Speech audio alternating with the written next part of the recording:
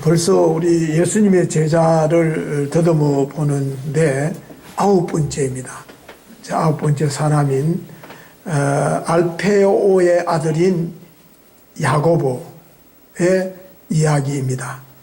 이분에 대해서는 예수님의 제자라는 것 외에는 이분의 말과 행동이 기록되어져 있는 성경이 안타깝게도 찾아볼 데가 없어요. 그 유일한 단서가 오늘 본문 속에 나옵니다. 예수님께서 십자가에 달려셔서 고난을 받으실 때에 부르짖고 하실 때에 멀리서 바라보던 여인들의 무리 속에 작은 야고보가 함께 있었다라고 기록하고 있습니다.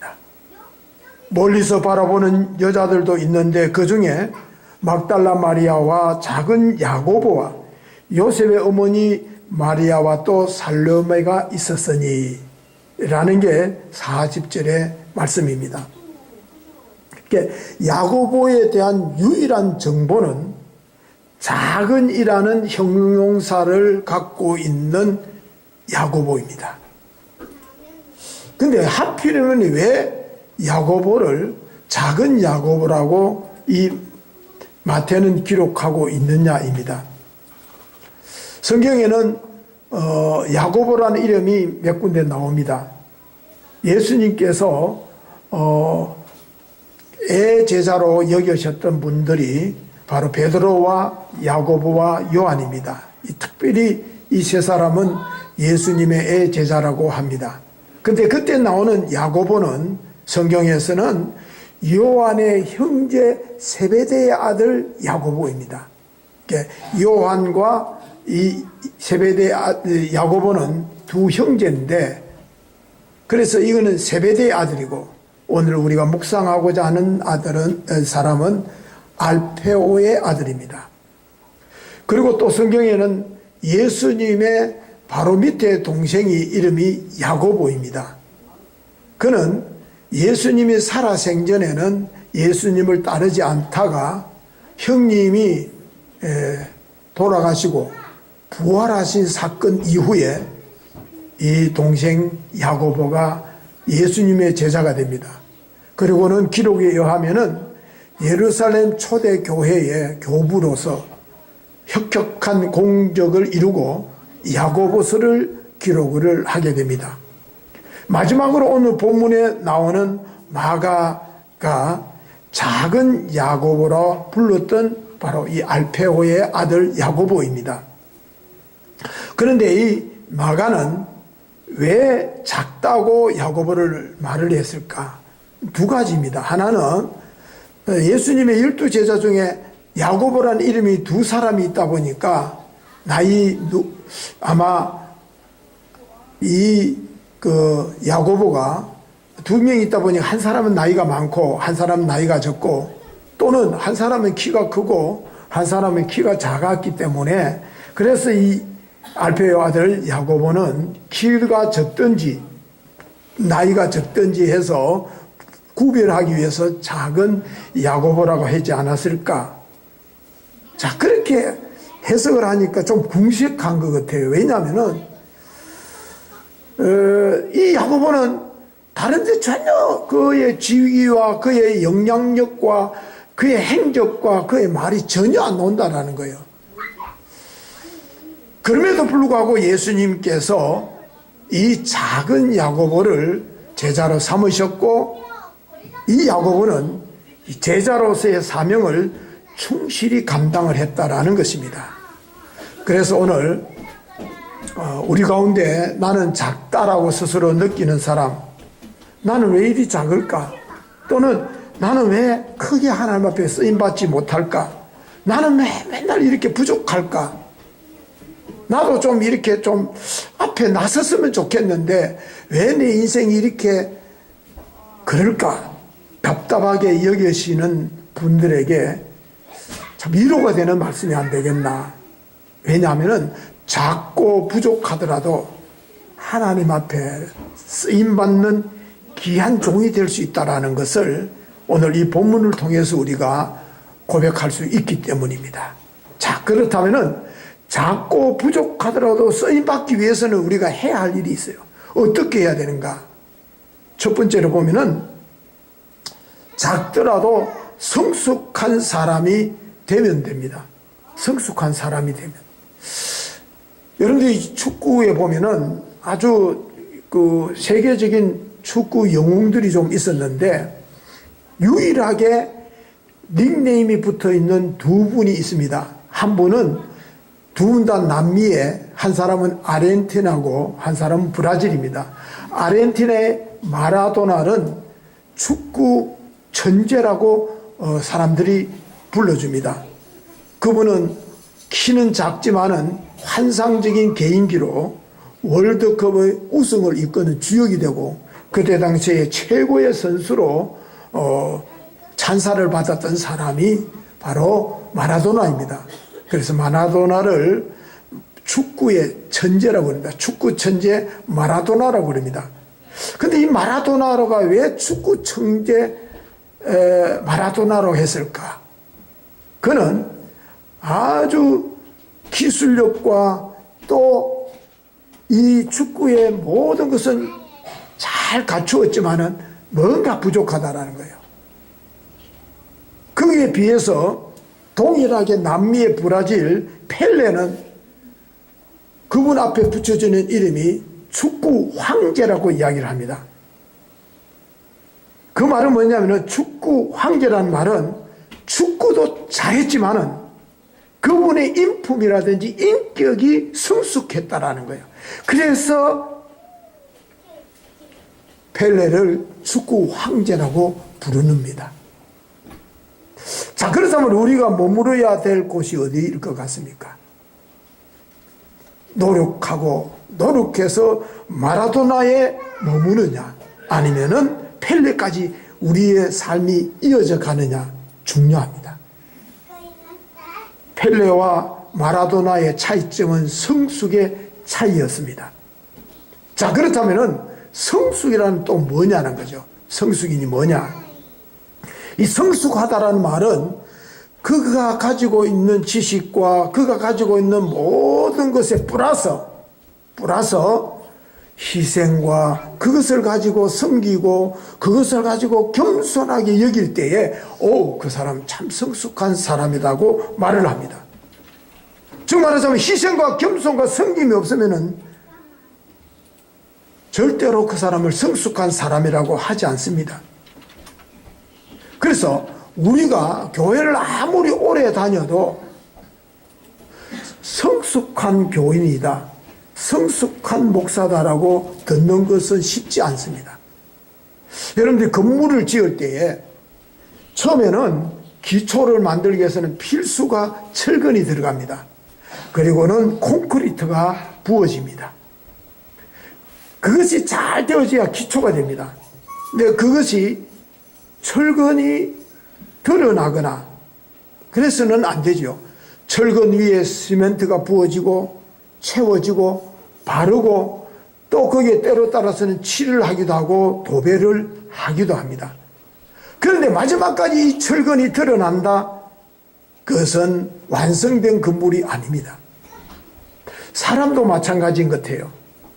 끝까지 철근이 보이는 사람, 큰 콘크리트가 보이는 사람, 그 사람은 미성숙하다 그래요. 아무리 그분이 학박사라 할지라도 성숙한 사람은 철근에 콘크리트가 입혀지고 위장이 붙어지고 페인트가 도배가 발라질 때에 그게 바로 성숙한 사람이라는 거죠. 그게 뭐냐면은 이 교회라는 조직체도 마찬가지입니다. 초창기부터 헌신해왔던 콘크리트와 같은 사람, 기둥과 같은 분들의 희생과 기도와 헌신으로 이 교회가 잘 세워져 왔습니다. 그런데 성숙한 교회가 되려면 거기에 머무르면 안 된다라는 거예요. 철근과 기둥이 드러나면 안 된다라는 거예요. 그러면 미성숙한 교회라는 거예요. 그런 사람들은 드러내지 않고 벽지처럼 겉으로 드러나는 초신자들, 그 사람들이 드러나져야 되고 세워져야 뒤로 우리는 물러나고, 그것이 선순환이 이루어질 때에 그 교회를 성숙한 교회라 그래요. 근데 어떤 성숙한 교회는, 어떤 교회는 가보면은 막 콘크리트 기둥 같은 사람들이 막 하니까 다른 사람이 설 자리가 없어. 보이지 않는 기둥과 같은 성도들이 많은 교회가 성숙한 교회입니다. 보이지 않는 기둥과 같은 성도들이 숨어서 필요에 따라서 기도로, 필요에 따라서 물질로, 필요에 따라서 섬김으로 보이지 않게 헌신하고 세워갈 때, 그게 진짜 좋은 교회. 이번에 제일교회 오신 목사님 잠깐 만날 기회가 있었는데,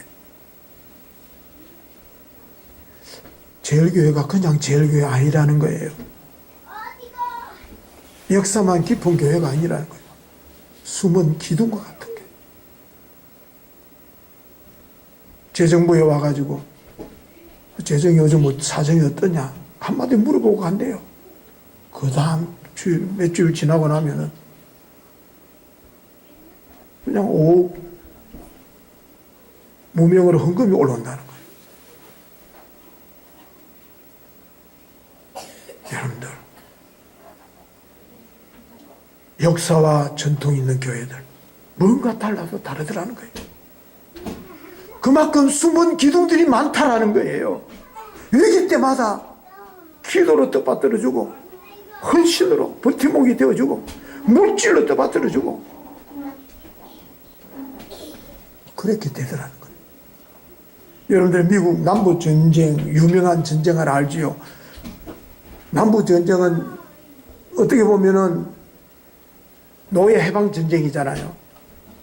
그 북군을 이끌고 있던 링컨 대통령이 이제 남북의 이 전쟁에서 노예 해방을, 흑인 해방을 일으킵니다. 북군의 승리로 막 축제 분위기에 들떠 있을 때에 링컨이 지나갑니다. 흑인들이 엎드려서 큰 절을 하면서 할렐루야 우리의 메시아라고 막 환영을 한 거예요. 링컨이 깜짝 놀라서 뛰어내립니다. 사실 흑인들에게는요, 자신들에게 해방을 가져다 준 메시아와 같은 존재거든요. 근데 링컨이 놀래가 뛰어내리면서 만류하기를, 여러분, 우리가 무릎 꿇어야 될 곳은 하나님밖에 없습니다. 나는 단한 하나님의 도구로서 내 역할을 한 것밖에 없습니다. 왜 이렇습니까? 라고 만류했다라는 거예요. 마치 사도행전 14장에 보면은 루스드라 사람들이 바울을 경배하려고 합니다. 바울이 놀래가지고 일어나서, 여러분들이요 어찌하여 이렇습니까? 우리도 여러분들과 같은 성정을 가진 똑같은 사람들입니다 라고 부인하고 만류했던 것처럼, 바울이나 링컨이 다 성숙한 사람들이기 때문에 그랬습니다. 승리했다고, 능력이 있다고, 가졌다고 큰 소리치고 의심되지 않았다라는 거예요. 성숙하다라는 것은. 그래서 희생과 섬김과 겸손, 이 더하여지는 것. 그럴 때 성숙하다 그래요. 그래서 저와 여러분들 자꾸 부족하다고 느끼지만은 겸손과 희생과 섬김의 자세로 성숙한 성도들이려 정말로 이 교회가 든든히 세워져가는 하나님의 사람들이 될 수 있기를 바랍니다. 성숙한 사람은 가진 자가 아닙니다. 작지만은 성실하시면 됩니다. 두 번째입니다. 작지만은 중요한 것을 잘 감당하면 됩니다. 이게 무슨 말이냐면은, 작으면 어떠냐는 거죠. 작으면은 중요한 것을 감당하면 돼요. 여러분들이 정작 중요한 것들을 보십시오. 작고 정밀합니다. 큰 것은 별다른 기술이 없어도 카피를 해낼 수 있습니다. 그러나 작으면 작을수록 카피하기 어렵습니다. 과학 기술에는 나노라는 기술이 있습니다. 이거는 선진국들만이 가지고 있는 기술입니다. 그래서 나노의 세계는 쉽게 누가 카피를 못합니다. 그래서 진짜 실력은 작은 것을 잘 만들어내는데 있습니다. 우리나라도 이 반도체라는 산업이 그것입니다. 그런데 가짜와 진짜는요, 멀리서는 모른대요. 가까이 가서 뒤집어 보고 잡아당겨 보면은 작은 부분, 바느질 하나 작은 부분의 차이가 가짜와 진짜를 구별한다는 거예요. 그래서 작은 것이 참 중요합니다. 근데 우리는 작은 것을 없인 여겨요. 보잘것없는 것으로 여겨요. 그게 문제라는 거예요.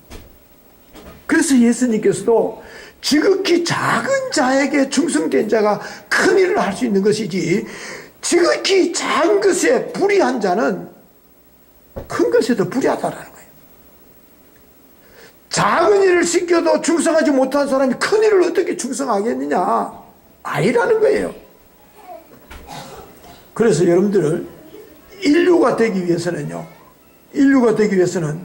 힘써야 될 첫 번째가 뭐냐?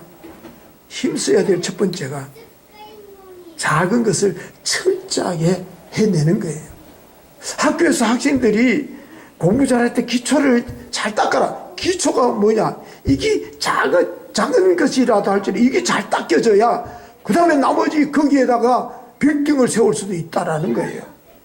작다고 보잘것없다고 그들도 보지 않는 사람이 많은 조직은 오래 가지 않습니다.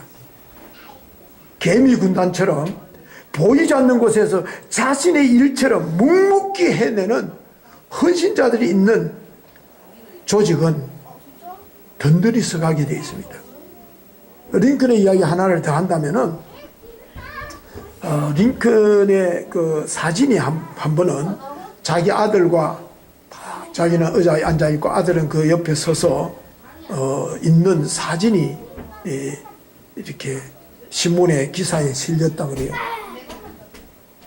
근데 이 사진을 보고는 과연 링컨이다라고 소문이 난 거예요. 뭐냐 하면은, 야, 링컨이 역시 아들에게 성경을 읽어주고 있구나.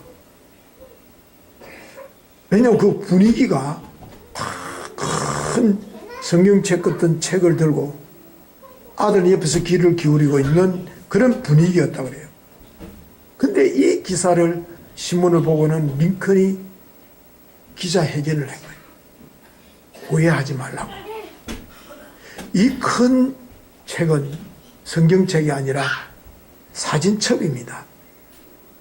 아들과 함께 사진을 찍는데 사진사가 너무 분위기가 어색하다고 자연스럽게 포즈를 취하라고 그 사진관이 돼 있던 사진첩을 끄집어내가지고 이걸 보고 자연스럽게 하라는 거예요.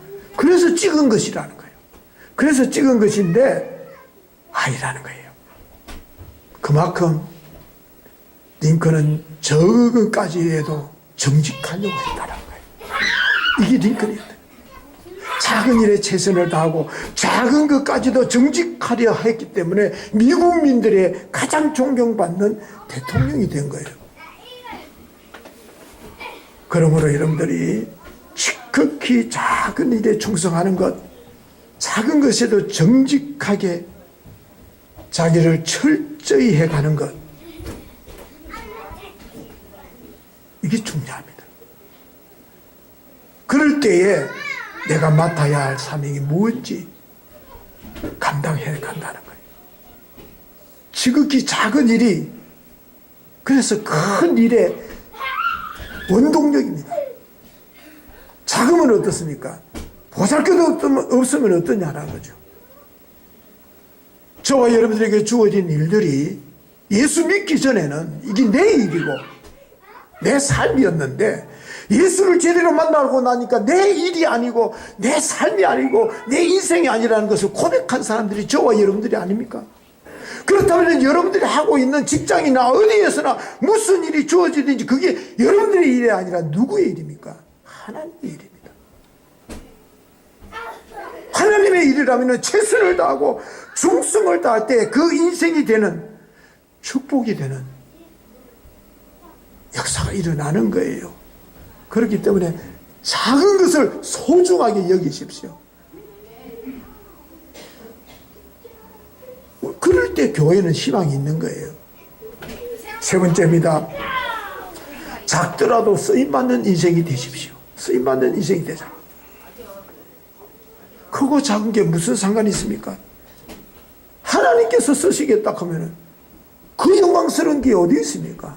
하나님이 쓰시면은 최고의 영광이 아니겠습니까? 저는 목사로서 참 힘들어요. 솔직하게요. 여러분들이 목사라고 한번 생각해 보십시오. 이 바꿔놓고 한번 앉아 서봐요, 여기서.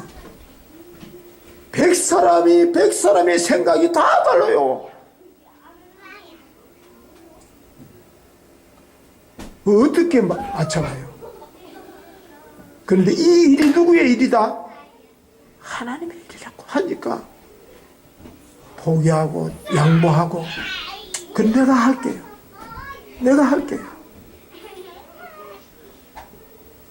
죄송합니다. 여러분들한테 복 받을 수 있는 기회를 빼앗았는 것 같아서요. 어쨌거나 우리가 길지 않는 인생이잖아요. 하나님 앞에 쓰임받는 것처럼 영광스러운 일이 어디 있느냐라는 거예요. 성경을 보면 하나님께서는요, 약한 자를 크게 쓰셨어요. 다윗을 보십시오. 다윗은 형제들 속에서 갈로밖에 인생이었어요. 사무엘이 왕을 세우려고 갔더니 아니다 아들들이 다 아니라는 거예요. 이새가 깜짝 놀랍니다. 사무엘이 묻습니다. 이 집에 분명히 하나님께서 이스라엘의 기름 부은 왕으로 세울 자가 있다고 그랬는데, 그러니까 이새가 머리를 긁으면서 있긴 있습니다. 어디 있느냐? 지금 시키 막동이가 지금 양치로 갔다는 거예요. 관로밖에 인생이었던 다윗을 하나님께서는 부르셔서 위대한 사람으로 쓰셨습니다. 모세도 보십시오. 도망자였습니다. 나약한 사람이었습니다. 그 모세를 하나님께서 능력 있는 지도자로 세우셨습니다. 그래서 성경에 보면요, 고린도전서에 보면은 하나님께서는 세상에 미련한 것들을 택하사 지혜로운 자를 부끄럽게 하신다. 세상에 약한 것들을 택하사 강한 자를 부끄럽게 하신다. 세상에 천한 것들과 멸시받는 것들과 없는 것들을 택하사 있는 것들을 폐하려 하신다. 그렇게 말씀하셨어요. 이거요, 세상의 논리를 따지면은요, 말도 안 되는 소리잖아요. 왜 하나님께서 그렇게 하실까요? 그 뒤에 답이 나옵니다. 왜 강하고 힘 있는 자를 사용하지 않느냐? 자칫하면 교만해질까 싶었어. 자칫하면은 자랑할까 싶었어. 저는 삼손을 보면서 참 깨달음이 많아요. 삼손이요, 삼손만큼 힘 있는 사람 어디 있었어요? 그런데 이 사사기를 읽으면서 삼손이 하는 일이라는 것은 고작요, 그 힘을 가지고 장난치듯이 휙 가지고 막 시르르고, 그래도 여자 공문이나 뒤를 쫄쫄쫄 따라다니다가 자기 힘 자랑하다가 인생 망하지 않습니까? 반면에 신약에 오면은 그다지 이름이 알려지지 않고 높여지지 않았던 바나바라는 사람이 있잖아요. 그분은요, 안디옥 교회의 담임 목사였어요. 근데 자기 자신을 알아요. 나는 아니다. 그래서 집구하고 있었던 다소에 집구하고 살고 있는 바울을 찾아가서 불러냅니다. 그리고는 안디옥 교회 동력자로 세웁니다.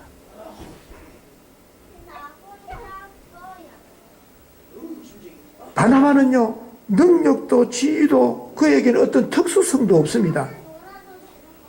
그냥 겸손하게 주를 섬겼을 뿐인데 하나님께서는 바나바를 통해서 위대한 바울을 세워 가셨습니다. 바나바가 아니었으면 바울은 그냥 끝나는 인생이었어요. 바나바를 통해서 바울을 세워서 큰 인물을 만들게 하셨습니다. 그래서 자금은 어떻습니까? 쓰임받으면 됩니다.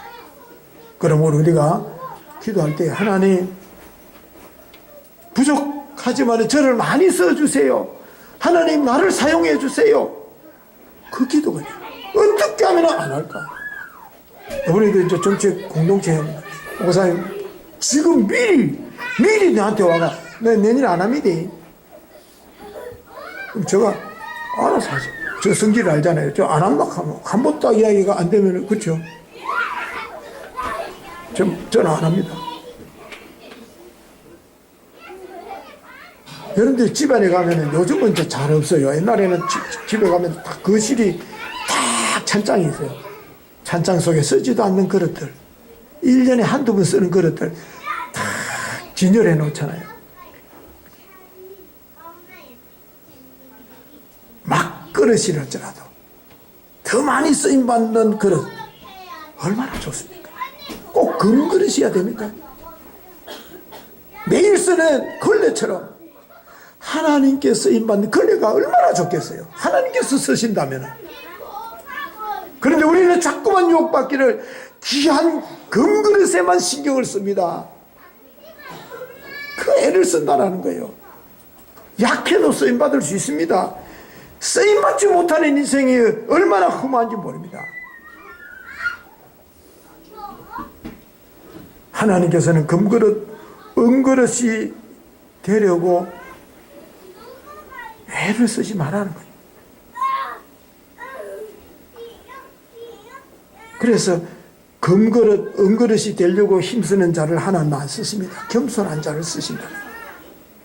다 갖춘 사람은 맨날 지 자랑만 해요. 힘 있는 사람은 엉뚱한 데서 그 힘을 자랑합니다.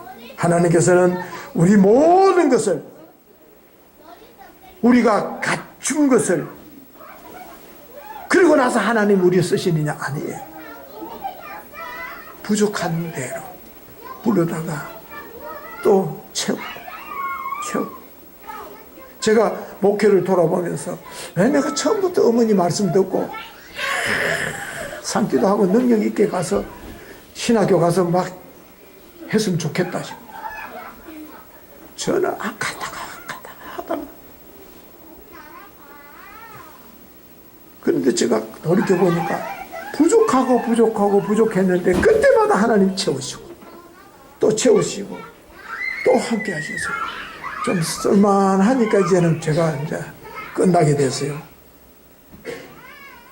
여전히 부족해도 하나님의 능력이 여러분들 가운데 임하시면 여러분들은 위대한 하나님의 일꾼이 될 줄로 믿습니다.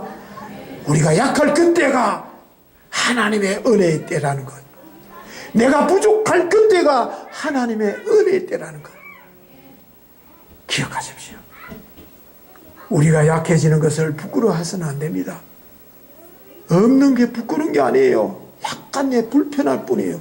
없기 때문에 나는 누구와 더 가까워? 하나님과 더 가깝다니까요. 있는 사람들은 세상이 너무 가까워. 그러므로 약할 그때가 가장 은혜의 날이요 능력의 날인 줄로 믿으시기를 바랍니다. 여러분들이 부부가 가정생활 하면서요 힘이 되어주는 게 있다면 무엇일까요? 힘이 되어주는 게 있다면 무엇일 것 같아요? 결혼 반지일까요? 결혼 예물시계일까요? 속상할 때 그 예물 받은 다이아 반지를 바라보면 힘이 불끈불끈 쏟던가요? 마음이 괴로울 때 롤렉스 시계를 쳐다보면은 위로가 될 것 같아요. 아닙니다. 우리의 삶을 풍성하게 하고 힘이 되게 하는 것은 작은 사랑이에요. 작은 사랑. 큰 사랑도 아니라니까요. 큰 믿음이 아니라 작은 믿음입니다. 오늘 우리 좋은 이웃교회 필요한 것은요, 큰 믿음이 아니에요. 여러분들의 작은 믿음들이 모일 때에 하나님의 능력이 그 가운데 임할 줄로 믿습니다. 이제 말씀을 정리합니다. 성경에는요, 작은 야곱에 대하여 아무런 기록이 없습니다. 작다는 것 외에 알 길이 없습니다. 그러나 분명한 것은 그가 쓰임받았다는 사실입니다. 그러므로 작아도 괜찮습니다. 하나님이 사용하십니다. 작지만 성숙한 사람이 되십시오. 작지만 중요한 부분을 잘 감당하는 사람들이 되십시오. 크고 작지만은 그리고 작지만은 쓰임받고 기쁨을 누리는 행복한 사람들이 되십시오. 그래 할 때 우리 좋은 이웃교회는 그러한 여러분들을 통해서 든든히 세워가는 이 시대의 선한 이웃, 이 시대의 선한 사마리아인, 이 시대의 좋은 이웃이 분명히 될 것입니다. 이 믿음으로 이제 다시 용기를 가지고 나아가는 저와 여러분들이 될 수 있기를 주님의 이름으로 축원합니다. 기도하시겠습니다. 참 좋으신 하나님,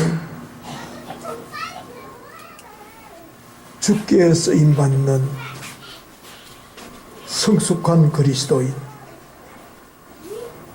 행복해하는 그리스도인, 그리하여서 이 시대의 선한 이웃으로, 선한 사마리아인으로, 좋은 이웃으로 이 교회를 세워가는 모든 하나님의 사람들 되게 하여 주옵소서. 예수님의 이름으로 기도하옵나이다. 아멘.